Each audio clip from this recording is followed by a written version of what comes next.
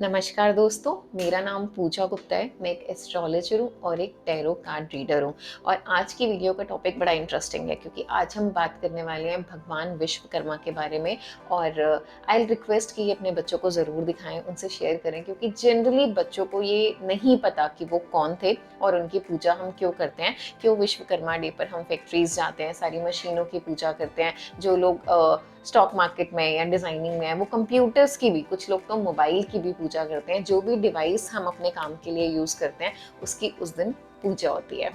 और जब भी हम कोई नई मशीन या फिर कोई नया काम, कोई नई फैक्ट्री, कुछ भी नया अपने बिजनेस में जो मशीनरी से रिलेटेड है वो लेते हैं या स्टार्ट करते हैं, तो भी हम भगवान विश्वकर्मा की पूजा करते हैं। और ये माना जाता है कि ऐसा करने से फैक्ट्री में या मशीन से रिलेटेड एक्सीडेंट्स कम हो जाएंगे और ग्रोथ प्रोडक्टिविटी बढ़ जाएगी। थोड़ा सा जानते हैं कि भगवान विश्वकर्मा कौन थे। कहा जाता है कि भगवान विश्वकर्मा की 3 बेटियां थी और कई बेटे थे। अब उन 3 बेटियों में से एक बेटी थी संज्ञा, जिसका विवाह, जिसकी शादी भगवान सूर्य से हुई थी।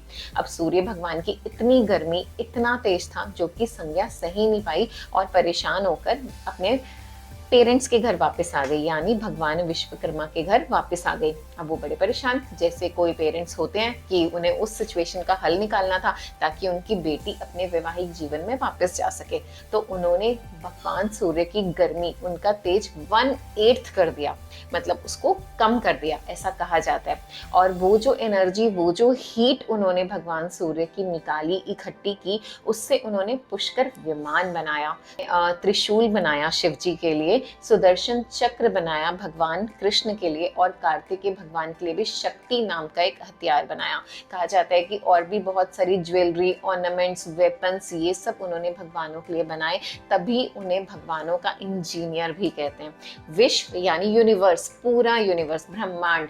कर्मा यानी एक्शन। विश्व में कोई भी एक्शन अगर, और आज तो टेक्नोलॉजी का इतना ज़माना है कि हम कोई भी एक्शन अगर करते हैं तो उसमें कोई ना कोई मशीन या कोई ना कोई ऐसी चीज़ ज़रूर यूज़ होती है जो किसी मशीन से बनी होती है।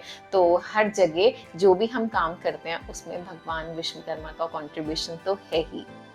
भगवान विश्वकर्मा सारे भगवानों के प्रिय थे। किसी के लिए उन्होंने रथ बनाया, किसी के लिए हथियार बनाए, किसी के लिए ज्वेलरी बनाई। ऐसा कहते हैं कि स्वर्गलोक जो इतना सुंदर है, उसका निर्माण, उसका ग्राफ भी भगवान विश्वकर्मा ने ही किया था। चाहे हस्तिनापुर हो, द्वारका हो, इंद्रप्रस्थ हो, या फिर ये भी कहा जाता है कि धरती को जब ह्यूमंस के लिए, इंसानों के लिए रहने लायक बनाना था, वो भी भगवान विश्वकर्मा ने ही किया था।